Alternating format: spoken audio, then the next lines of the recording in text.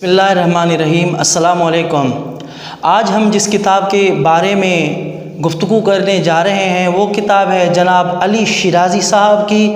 انہوں نے ایک زبردست کتاب لی ہے جس کا نام ہے سنو تم ستارے ہو تمہیں چمکنا ہے جہاں میں۔ اس کا یہ ٹائٹل بڑا کمال کا ٹائٹل ہے۔ اس ٹائٹل سے جو پڑھنے والے ہیں ان کو ایک امید ملتی ہے۔ وہ کون سی امید؟ آپ خود دیکھیں کہ سنو تم ستارے ہو۔ جو ستارہ ہوتا ہے وہ آسمان پہ چمک رہا ہوتا ہے اور دوسرے لوگوں کو نظر آ رہا ہوتا ہے۔ تو اس کتاب کا نام ہی کمال کا رکھا ہے علی شیرازی صاحب نے کہ سنو تم ستارے ہو تمہیں چمکنا ہے جہاں میں۔ اس کا مطلب کیا ہے؟ اس کا مطلب یہ ہے کہ ہر انسان کو اللہ تبارک و تعالی نے کوئی نہ کوئی خوبی ضرور دی ہوتی ہے۔ بس اس خوبی کو پہچان کر، اپنے ٹیلنٹ کو پہچان کر اپنے آپ کو پالش کرنا ہوتا ہے، اور پالش کرنے کے بعد اس پورے جہاں میں اس کو چمکانا ہوتا ہے۔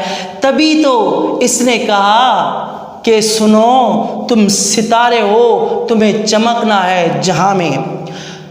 جو لوگ خواب نہیں دیکھتے، خوابوں پر یقین نہیں رکھتے، تو وہ در حقیقت یہ اپنی ناکامیوں کو چھپانے کے لیے جواز پیش کرتے رہتے ہیں، اور وہ سمجھ رہے ہوتے ہیں کہ ہم نہیں کر سکتے۔ دراصل ایسے لوگ جو اپنی ناکامیوں پر جواب پیش کرتے رہتے ہیں وہ یہ فیصلہ کر چکے ہیں کہ ان کو زندگی میں کچھ نہیں کرنا، ان کو آگے نہیں بڑھنا، ان کو کامیاب ہو کر نہیں دکھانا۔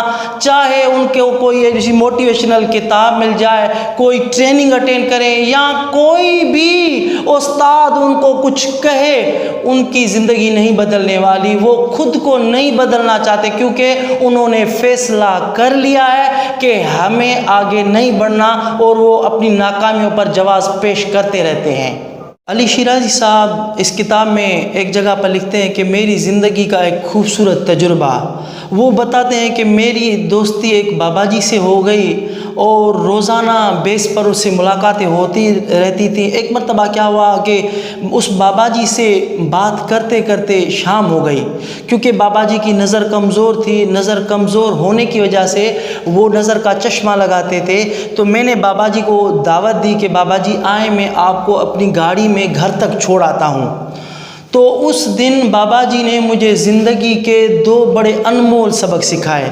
تو کہنے لگے کہ پتر، مجھے سہاروں سے نفرت ہے کیونکہ یہ انسان کی ہمت اور حوصلے کو کمزور بنا دیتے ہیں۔ واقعی دیکھا جائے تو جب بندہ کسی کے سہارے پر چلتا ہے نا تو پھر وہ مایوس ہونے لگتا ہے۔ اگر آپ کو زندگی میں کچھ الگ ہی کرنا ہے تو سہاروں کو چھوڑ کر اپنے بلبوتے پر کام کیجئے اور خود کو یہ باور کرائیے کہ آپ کر سکتے ہیں۔ اللہ نے آپ کو طاقت دی ہے، ہمت دی ہے۔ پھر مزید بتاتے ہیں کہ بابا جی کو میں نے زیادہ کہا کہ بابا جی دیکھیں رات بھی ہو گئی ہے، اندھیرا ہو گیا ہے، میں آپ کو گھر تک چھوڑ دیتا ہوں کیونکہ آپ کی نظر بہت کمزور ہے۔ تب بابا جی نے مجھے زندگی کا ایک دوسرا سبق سکھایا، وہ یہ کہ پتر، میرا گھر میری منزل ہے، اور منزل تک پہنچنے کے لیے بینائی کی نہیں تڑپ کی ضرورت ہوتی ہے۔ جن لوگوں کے دل اور دماغ پر کوئی منزل چھائی ہوتی ہے تو وہ اس منزل کو حاصل کرنے کی لگن میں صبح شام تگ و دو کرتے رہتے ہیں۔ تو واقعی دیکھا جائے اس رائٹر کا کمال یہ ہے کہ یہ جو دو چیزیں واقعی انسان کو جو کسی کے سہارے ہیں نا کمزور کر دیتے ہیں، اور اگر کسی کے ذہن میں کچھ منزل ہوتی ہے تو وہ بغیر سہاروں کے خود اپنی منزل کی جانب بڑھتا رہتا ہے، کیونکہ اس کے دل میں اس منزل کی تڑپ اور جستجو ہے۔ اب اس کتاب کا نام جو رکھا ہے علی شیرازی صاحب نے، سنو تم ستارے ہو تمہیں چمکنا ہے جہاں میں، اس کے پیچھے ایک پورا کا پورا انہوں نے ایک چیپٹر باندھا ہے، اس کا نام بھی یہی رکھا ہے کہ سنو تم ستارے۔ وہ اپنی زندگی کا ایک واقعہ بتاتے ہیں کہ ہوا کچھ یہ کہ چند سال قبل میں جا رہا تھا تو ٹریفک سگنل پر میں رکا، میرے ساتھ میرے دوست بھی تھے۔ تو ایک بچہ آیا اور مجھے کہنے لگا صاحب جی 5 روپے دے دیں، بھوک بہت لگی ہے۔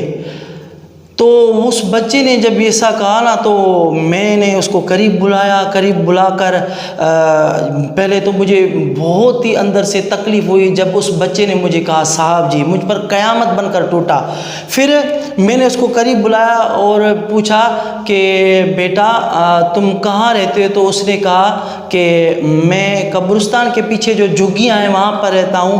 میں نے کہا کہ اپنے گھر کا ایڈریس آپ نے بتا دیا ہے، میں آپ سے ملنے کے لیے آپ کے گھر آؤں گا اور آپ کو تحفہ دوں گا۔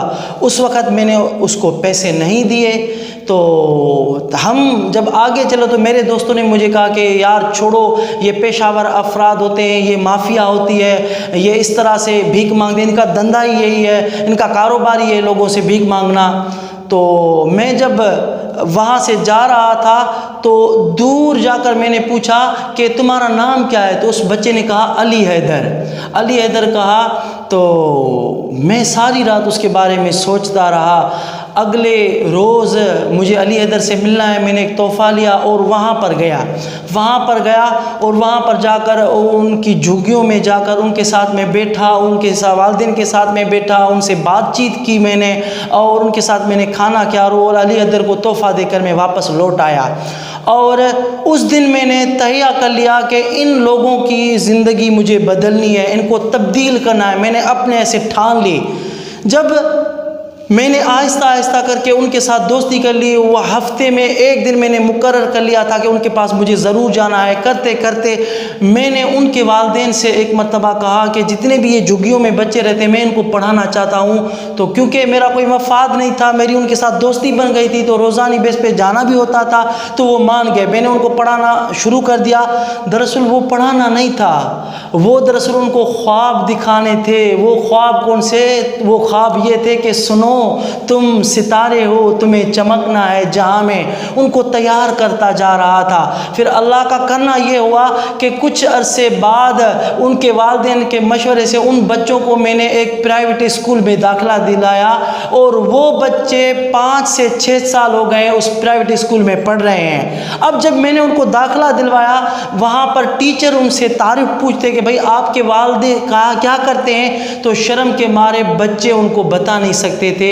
پھر ہوا یہ کہ ایک دن تو ایک بچی سے جب اسکول میں پوچھا گیا کہ آپ کے ابو کیا کرتے ہیں، تو شرم کے مارے اس بچی نے گھر پر آ کے بھوک ہڑتال کر دی کہ ابو اگر آپ کوئی ڈھنگ کا کام کریں، عزت کی روٹی کمائیں تاکہ میں اسکول میں بتا سکوں کہ میرے ابو یہ کام کرتے، کیا میں گھر والوں کو کے بارے میں اسکول والوں کو یہ بتاؤں جو میرے استاد ہیں یا میرے ساتھ جو بچے پڑھتے ہیں کہ میرا ابو بھیک مانگتا ہے؟ پھر یوں کرتے کرتے آہستہ آہستہ ان بچوں کی وجہ سے ان کے بڑوں کے دل میں بھی محبت پیدا ہو گئی۔ ان کے ساتھ جو بھی مسئلہ ہوتا تھا میرے ساتھ شیئر ضرور کرتے تھے۔ پھر انہوں نے کہا کہ اب ہم کیا کریں، بچے ہی ہم سے ڈیمانڈ کرتے ہیں کہ ہم بھیک نہ مانگے، بھیک نہیں مانگے گئے تو کھائیں گے کہاں سے؟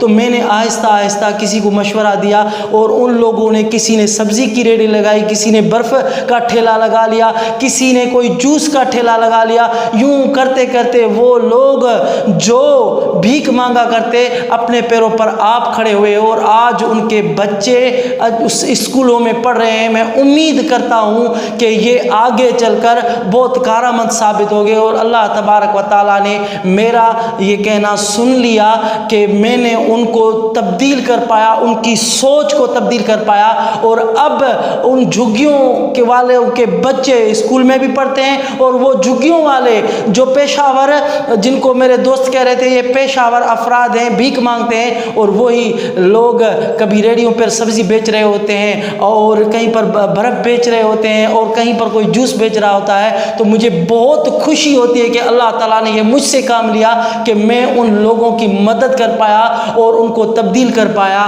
تو یہ علی شیرازی کی کتاب کا مختصر تجزیہ تھا، تعارف تھا۔ امید کرتا ہوں کہ یہ آپ کو پسند آیا ہوگا۔ بڑی مہربانی، بہت شکریہ، تھینک یو سو مچ۔